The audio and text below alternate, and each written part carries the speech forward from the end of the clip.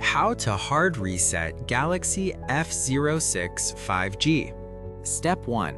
Press and hold the volume down and power buttons briefly to turn off your device. Step 2. Then press and hold the volume up and power buttons while connecting your device to a computer via USB cable. Step 3. Once the recovery mode logo appears, release both buttons. Further guide is available in the description below. Since the remaining steps are technical and complex, we have detailed them in an external blog post. Make sure the device has at least 50% battery or remains connected to power during the hard reset. After the hard reset finishes, disconnect any cables and let the phone sit for 30 to 60 seconds before use.